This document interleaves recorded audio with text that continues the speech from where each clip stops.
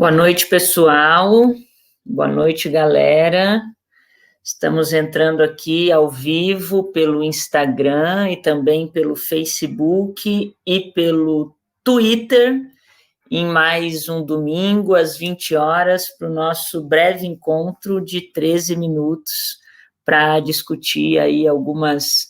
questões que aconteceram ao longo da semana e dialogar um pouquinho com vocês. Queria agradecer o pessoal que está entrando aqui já nas redes sociais, em todas elas, pedir de praxe, né, que dê uma curtidinha, se puder, convide o pessoal para assistir todos os domingos, às 20 horas, esses 13 minutos de bate-papo aqui nas nossas redes sociais, sobre assuntos pertinentes do momento e também da semana. Queria fazer um resgate de algumas coisas que estão chegando nas minhas redes sociais nesses últimos dias. Essa semana em Florianópolis, felizmente para algumas pessoas e também para o meio ambiente, que foi a Semana do Meio Ambiente, nós tivemos chuva, nós tivemos aí, né, alguns milímetros, bons milímetros de água caindo em Florianópolis. A gente sabe que Floripa e Santa Catarina está passando por um período muito complicado de estiagem e sem planejamento do poder público para garantir o abastecimento de água em diferentes regiões, inclusive com a Lagoa do Peri, a Lagoa da Chica, a Lagoa do Campeche, a Lagoa Pequena, todas em uma situação bastante deplorável de seca, né? E a gente vê isso com bastante preocupação, e agradecemos aos orixás e aos astros que mandaram chuva essa semana, mas enquanto o meio ambiente agradece o fato de ter caído alguns milímetros de água na cidade essa semana, a gente também recebeu algumas denúncias e reclamações pelas nossas redes do descaso do poder público justamente com a infraestrutura da cidade, e várias fotos, vários vídeos, várias reclamações de alagamento, de ruas e servidões sem asfalto que ficaram completamente esbarreadas, com a população sem ter, obviamente, como se locomover no seu entorno, uma vez que boa parte da população está em isolamento social, mas justamente essas áreas mais periféricas da cidade que sofreram com a chuva forte, com os alagamentos, são regiões da cidade que, infelizmente, a população que lá reside não tem a oportunidade do isolamento social total neste momento. Então, chegaram várias denúncias para a gente usou também as nossas redes sociais para cobrar o poder público, encaminhar algumas denúncias nesse sentido, porque a gente se coloca aqui como interlocutores também da população, a partir do momento que exercemos 3 meses na suplência do Partido dos Trabalhadores, junto com o Lino Pérez na Câmara de Vereadores, construímos essa relação com boa parte da população e utilizamos, né, das nossas redes e dos nossos canais para fazer essas denúncias. Um dos casos que muito nos chocou foi o fato de nós termos feito uma postagem, uma cobrança ao senhor prefeito em relação à infraestrutura dessas cidades que alagaram, que o esgoto está a céu aberto, que a água do alagamento está chegando nas portas das famílias, e o senhor prefeito disse que nós estávamos espalhando fake news nas redes sociais, porque nós cobramos justamente o fato de que, no início do isolamento social, no início da pandemia, quando as sessões da Câmara, e eu ainda estava como suplente no final do mês de março, quando a sessão da Câmara já estava de forma remota, em que nós aprovamos as sessões remotas da Câmara para apreciação apenas de matérias relacionadas ao enfrentamento emergencial do Covid e do coronavírus, o senhor prefeito encaminhou para a Câmara e a maioria da sua base aprovou um financiamento de 100 milhões de reais para finalizar as obras de asfaltaço, que inclui não só o asfalto, mas, em tese, infraestrutura e saneamento. e eu cobrei o senhor prefeito nas redes sociais por que esses 100 milhões não estavam sendo aplicados, principalmente no Rio Vermelho e nos ingleses, que foram as principais reclamações que chegaram até nós, e o senhor prefeito nos respondeu, compartilhei inclusive com o pessoal do Twitter e do Instagram, dizendo que nós estávamos na torcida contra a gestão, que nós estávamos espalhando fake news sobre a gestão, e nós mostramos por A mais B a votação do projeto do asfaltaço de 100 milhões e também os vídeos que a população encaminhou para a gente, para dizer que parafraseando aqui um grande companheiro da nossa frente de esquerda, que é o vereador Lela, que a cidade real não é a que aparece nas propagandas também muito bem pagas do prefeito, para só mostrar uma parte daquilo que acontece na cidade. Aliás, propagandas e ações que também envolvem, nesse momento, o retorno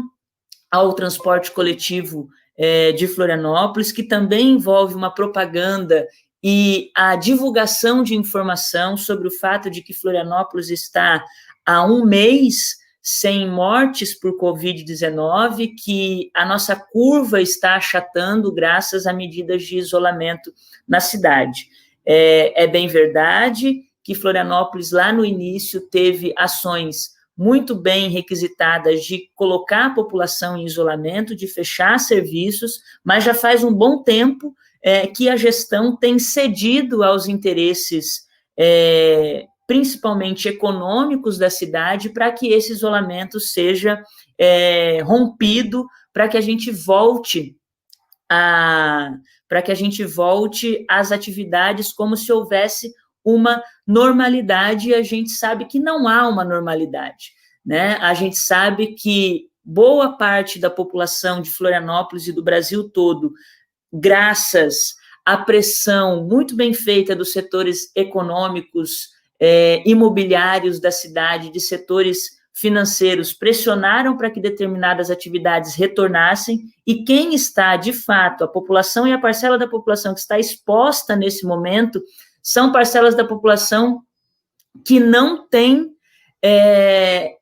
direito de se isolar, que não tem a garantia de moradia, de saneamento, de infraestrutura, de alimentação, né, adequadas, de higiene, para se manter nesse momento em isolamento, e tem feito serviços que não são essenciais, de fato, nesse momento. Determinados setores do comércio não são essenciais, determinadas atividades, como academia, como serviços de condomínio, como as praias, como determinados estabelecimentos grandes, não são importantes nesse momento, e a gente precisa manter a responsabilidade. Aqui a gente está tendo comentário da companheira Silvia falando sobre o retorno dos ônibus nesse momento, com também mais um empenho propagandista do senhor prefeito sobre o QR Code, para que as pessoas não precisem comprar o passe de ônibus, mas que usem os aplicativos de celulares para passar o QR Code ali para ter acesso à passagem, né, à catraca. Mas isso não corresponde à realidade de uma série de usuários do transporte coletivo, de mulheres, de chefes de família, também de idosos, enfim. A gente sabe que há muitos problemas nisso daí. Embora se diga que a gente está com 30 dias sem mortes por Covid, existem muitas mortes e muitos casos diagnosticados de síndromes respiratórias agudas que não estão sendo comprovadas ou não, se são Covid ou se não são, justamente porque a gente não tem o teste para a totalidade da população, a gente não está testando a totalidade da população, a gente tem esse mecanismo de teste rápido, de drive-thru, encaminhado pela Secretaria de Saúde, mas o que foi testado até agora é uma parcela muito irrisória da população para se dizer que a gente está com a situação estável. Na verdade, Florianópolis, neste momento, está acompanhando, mais uma vez, a tendência daquilo que já tem sido o governo federal em omitir informações. Florianópolis é ainda uma das capitais com o pior ranking de transparência sobre o Covid, sobre o coronavírus. Existe um ranking que tem sido medido por um instituto de pesquisa, e até o último dado que eu tive notícia, das 27 capitais, nós estávamos entre as 4 últimas de menor transparência em relação aos casos de Covid. Isso segue, como eu estava falando, uma tendência do que o próprio governo federal já tem feito desde o início da pandemia, de negar a gravidade deste momento, de negar que a gente está passando por um momento muito sério e que a gente precisa resguardar a vida da população. E,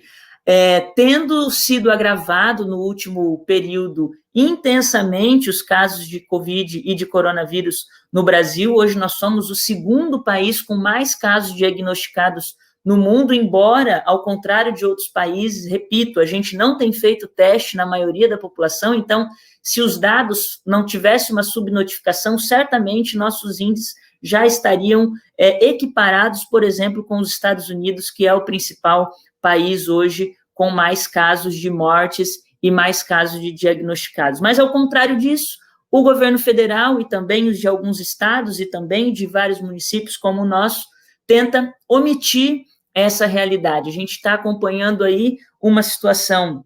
em âmbito nacional, que estamos há 21 dias sem um ministro da Saúde, estamos agora há quase uma semana sem a divulgação oficial dos dados de coronavírus e Covid no país, porque o governo federal, Jair Bolsonaro,